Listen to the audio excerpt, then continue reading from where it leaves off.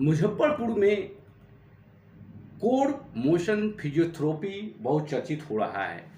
बहुत से पुराने गठिया रोग को आपने ठीक किया है और आपका नाम है डॉक्टर शहजेब अनवर, जो डिफिकल्टी केसेस को ठीक है। आज तक मतलब कि जो पुराने दर्द आए हैं आपके बीच में, तो कैसे ठीक किए हैं ये बताएं।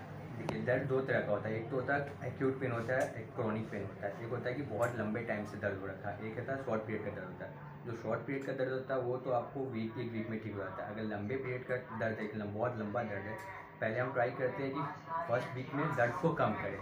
मशीन हमारे पास है, IFT है, टेंस है, हाई लेज़र थेरेपी। इससे हम क्या करते ट्राई करते हैं कि फर्स्ट वीक में जो पेन है उसको कम कर दें। उसके बाद फिर स्टार्ट करते हैं मसल को स्ट्रेन करना, क्योंकि जो पेन होता है ना वो मेनली मसल वीक होने की वजह से पेन स्टार्ट होता है। मसल वीक होता है, हमारा जो दिनचर्या है वो बहुत ज़्यादा डिफिकल्ट होता है। लाइक बहुत ज़्यादा देर बैठना हो गया, बहुत ज़्यादा देर खड़े होना, इसकी वजह से बैक पे असर पड़ता है। इसकी वजह से बैक पेन होता है। आजकल कंधा जाम बहुत ज़्यादा बढ़ गया है, लोगों का कंधा जाम बहुत ज़्यादा बढ़ गया है। मतलब मेनली 10 में से 6 लोगों का कंधा जाम रहता है। वो एक तो सबसे बड़ा रीज़न है कि बहुत ज़्यादा ओवर यूज़ होने की वजह से कंधा जाम हो जाता है, मसल वीक होता है उसके वजह से। और डायबिटिक पेशेंट में सबसे ज़्यादा देखा जाता है। जितने डायबिटिक पेशेंट उनका कंधा जाम एक टाइम के बाद होगा ही होगा, एज के बाद, क्योंकि ब्लड सर्कुलेशन कम हो जाता है, इसकी वजह से कंधा जाम हो जाता है। तो अगर कंधा जाम है आपका, तो लोग होता है कि छोड़ देते हैं कि हाँ ठीक है, एक महीना छोड़ दिया, 2 महीना छोड़ दिया, ऐसे ही दवा लेते हैं, दर्द का दवा लेके छोड़ देते हैं कि हाँ दर्द का दवा ले लिया, एक हफ्ते तक ठीक रहता है, फिर उसके बाद दर्द स्टार्ट हो जाता है। कुछ टाइम के बाद बहुत ज़्यादा जाम हो जाता है। तो मैं ये सजेस्ट करना चाहूँगा कि अगर आपका कंधा जाम स्टार्ट हो रहा है तो सबसे इनिशियल वीक में आप फिजियोथेरेपी लीजिए। इनिशियल वीक में आप लीजिएगा, एक वीक के अंदर आपका कंधा खुल जाएगा। उसके बाद हम उसको मसल, जो कंधा का मसल होता है उसको स्ट्रेन कर देंगे। 15 दिन में वो ट्रीटमेंट सही हो जाएगा। लेकिन अगर आप उसको छोड़ दीजिएगा, अगर लॉन्ग पीरियड टाइम तक छोड़ देते हैं, तो फिर वो सर्जरी में कन्वर्ट हो जाएगा। फिर आपको सर्जरी कराना पड़ेगा, फिर उसका फिर फिजियोथेरेपी कराना पड़ेगा। लेकिन कंधे के दर्द में ना हमेशा लोग क्या करते हैं कि ना दवा ले लिए, कोई भी है ना पेन किलर ले लिए, पेन किलर लेके खा लिए, पेन किलर 2 दिन के लिए सही हो गया, फिर उसके बाद फिर से वो स्टार्ट हुआ था। उसका प्रॉपर ट्रीटमेंट फिजियोथेरेपी है। इसलिए मैं लोगों से बोलना चाहूँगा कि अगर कंधा जाम है तो पहले आप फिजियो के पास आइए। एक बार आप टाइम दीजिए, 15-20 दिन टाइम दीजिए, 15-20 दिन में आपका कंधा बिल्कुल ठीक हो जाएगा। देखा जा रहा है कि छोटे बच्चे जो है उसका ग्रोथ नहीं बढ़ना और हाइट का प्रॉब्लम हो रहा है। तो हाइट का प्रॉब्लम होता है तो क्या फिजियोथेरेपी से उसका हाइट मतलब कि थोड़ा सा बढ़ सकता है बच्चों का? देखिए, ये कंडीशन होता है, जेनेटिक भी एक बहुत बड़ा फैक्टर होता है। बहुत लोगों का होता है कि जेनेटिक होता है, लेकिन है ना, लाइक हाइट उसका कम ही होगा जेनेटिक। लेकिन अगर कुछ एक्सरसाइजेस किया जाए, उस पर है ना पोस्चर पे ध्यान दिया जाए, तो थोड़ा बहुत हाइट बढ़ा सकते हैं। और आजकल बच्चों में ना कुछ केसेस है, जैसे ना ऑटिज़म होता है। एक ऑटिज़म में क्या होता है ना, बच्चे का स्पीच मतलब बोलना, बहुत 4 साल के होगा लेकिन बोल नहीं पा रहे हैं वो, ठीक है, बोल नहीं पा रहे, या फिर ना एक मतलब वो ना सही से ना देख भी नहीं पा रहे, मतलब उसका एक ही चीज़ को बार बार देखे जा रहे हैं, उसको ऑटिज़म बोलते हैं। ऑटिज़म एक केस होता है।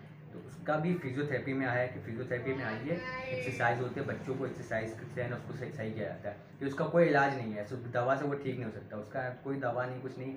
आप कहीं भी चले जाइएगा, आप एम्स में भी चले जाइएगा, आप कहीं भी चले जाइएगा, ऑटिज़म का एक ही इलाज है, हो गया है फिजियोथेरेपी। फिजियोथेरेपी में बहुत सारा, जैसे ऑक्यूपेशनल थेरेपी हो गया, स्पीच थेरेपी हो गया, बहुत सारे आते हैं जो बच्चों को है ना इन्वॉल्व करते हैं। प्ले स्कूल में से खिलाते हैं ना, बच्चों को इन्वॉल्व करके उसको सिखाते हैं दिनचर्या की, डेली लाइफ में कैसे आप है ना, जैसे पेन उठाना हो गया, लिखना हो गया, खुद का काम कर सके। वो बच्चों को इतना इंडिपेंडेंट बना दे, बच्चे खुद से अपना काम कर सके।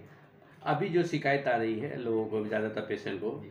मतलब सर में चक्कर आना, सर में चक्कर आना, चिड़चिड़ापन अधिक हो गए हैं, लोग टेंशन में ज़्यादा जी रहे हैं, बीपी वाले मतलब कि परेशान हैं, डायबिटीज वाले परेशान हैं, तो उसका किस तरह फिजियोथेरेपी से? ये जो आजकल शरीर में चक्कर आने का सबसे बड़ा है कि आजकल स्ट्रेस लेवल बहुत बढ़ गया। लोग सोचते बहुत ज़्यादा, ओवर थिंक बहुत ज़्यादा करते हैं। अगर कोई काम करना है तो उसके बारे में 50 बार, मतलब पूरे दिन भर उसी के बारे में सोचते रहेंगे कि ना इस काम को कैसे करें, ये काम ऐसे करेंगे तो ऐसे हो जाएगा, ऐसे करेंगे तो ऐसे हो जाएगा। उस वजह से स्ट्रेस बढ़ता है। स्ट्रेस बढ़ता है तो अब जब आपका दिमाग का ना ब्लड सर्कुलेशन जो है ना वो कम हो जाता है। इसकी वजह से आपको ना कभी सर्वाइकल में पेन होगा, कभी पूरे सर में पेन होगा। एक होता है माइग्रेन होता है। माइग्रेन एक तरह का, माइग्रेन ऐसे कोई बीमारी नहीं है, लेकिन उसको एक नाम दे दिया हुआ है माइग्रेन, ठीक है। उसका भी हमारे पास इलाज है, हमारे पास एडवांस लेजर थेरेपी है, जिससे ना माइग्रेन सही हो सकता है। पेन किलर से आप खाइएगा, पेन किलर अगर आप खाइएगा तो माइग्रेन आपका कुछ टाइम तक कंट्रोल रहेगा, लेकिन जैसे आपका स्ट्रेस लेवल बढ़ेगा माइग्रेन आपका बढ़ जाएगा। उसका प्रॉपर ट्रीटमेंट लेजर थेरेपी है। लेजर थेरेपी आप लीजिएगा तो उससे माइग्रेन आपका सही हो सकता है। तो लोगों से स्वास्थ्य के लेके क्या अपील करना चाहेंगे? देखिए, आजकल का जो टाइम है इसमें ना लोगों के पास खुद के लिए टाइम नहीं है। सब बिजी है, लाइफ में सब बिजी है, सब अब 24 घंटा बिजी है। सुबह 9 बजे निकल के रात में 9 बजे आ रहे हैं, उसके बाद फिर सो रहे तो मैं लोगों से ये बोला कि कम से कम दिन में नहीं जा रहा तो 15 से 20 मिनट भी अपने लिए टाइम निकालें।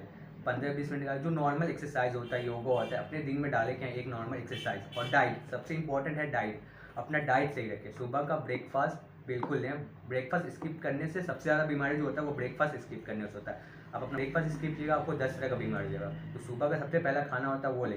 दोपहर में चावल अवॉइड करें, चावल की जगह पर रोटी ले, क्योंकि अगर चावल लेने के बाद क्या होता है आपको बहुत बॉडी में आपका नींद जैसा आना, चावल खाते ही आपको नींद आ जाता है। रोटी आप ट्राई कीजिए, दोपहर में रोटी ट्राई कीजिए। और रात का खाना लोग लेट से खाते हैं, 11 बजे खा रहे हैं, कोई 12 बजे खा रहे हैं, तो रात का खाना जल्दी खाएं। मतलब अगर आपको 10 बजे सोना है तो आप 8 बजे खा लें, ये 2 घंटा पहले खा लें। इन्हें बहुत लोग आजकल क्या करते हैं, खाना खाया तुरंत सोने चले गए। जो वेट बढ़ रहा है, डायबिटीज हो रहा है, ये सब जो हो रहा है इसे इसके वजह से, डाइट की वजह से। अगर आपका डाइट सही है तो आपको बहुत सारी बीमारी आप बच जाएंगे। सबसे बड़ा प्रॉब्लम है डाइट। डाइट आप सही रखिए, आपका आधा 90% बीमारी आपको नहीं होगा। परिचय बताया जाए। मेरा नाम साजिद अनवर हुआ। अभी 3 साल तक मैंने गुड़गांव में प्रैक्टिस किया है। अब यहाँ पे इस बार 2 अक्टूबर को यहाँ पे हमने स्टार्ट किया है, पोल मोशन फिजियोस के नाम से यहाँ पे ये अभी स्टार्ट किया। तो अभी अच्छा रिस्पांस, यहाँ पे रिस्पांस अच्छा है। और मैंने मास्टर्स भी किया है, स्पोर्ट्स में मास्टर्स भी कंप्लीट किया है अभी। तो मैं सारे भाई अपने भाई बहनों को है ना दीपावली और छठ की बहुत बहुत शुभकामनाएं देना चाहता हूँ। सब अच्छे से दिवाली मनाएं, छठ मनाएं, पटाखे फोड़ें, लोगों का ध्यान रखें, थोड़ा इन्वायरमेंट का भी ध्यान रखें। ये